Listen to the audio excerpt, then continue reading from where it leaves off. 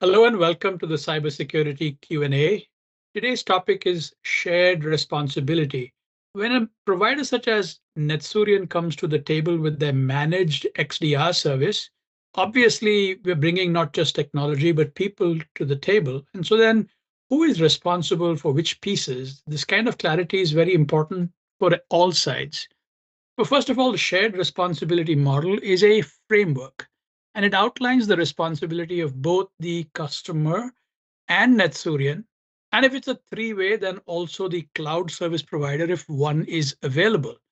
This model, while it's been around for a while, has tended to break down in the real world. And when it breaks down, it's problematic. Let's look at some of the reasons why this model can actually be a little bit fuzzy before we propose a somewhat better one. One is plainly misunderstanding. Cloud is still relatively new.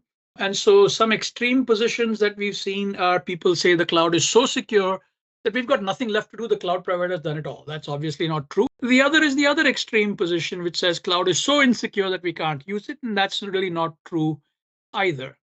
The second problem in the real world is over delegation. Because the customer may not fully understand what really remains on their plate, they will make the assumption that the CSP is responsible. But you know what assume means? It makes an ass out of you and me. And so it's important to sort of read carefully what the provider has said in their documentation. Now, they say it in detail, but it's exhausting detail, and sometimes it's not really entirely obvious. The third area where this breaks down in the real world is capability versus responsibility. Now, the CSP might have said in plain language what the customer is responsible for, but that doesn't mean that the customer is capable of doing all of these things. By the way, that's specifically where providers like NetSurian come into the picture and add value, because we do this all day long and it's our thing. You can transfer some of that responsibility to us when we get engaged. Another area of breaking is default settings. Every customer, every vendor has these.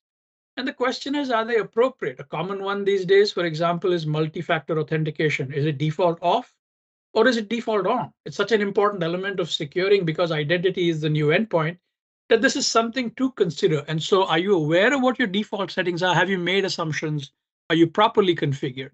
And then, of course, fuzzy boundaries. Some of that over delegation, some of that misunderstanding results from a incomplete understanding of who's who in the zoo, who is doing what to whom, where, when, and how. So this is something else that must be paid attention to as you get to shared responsibility in the real world.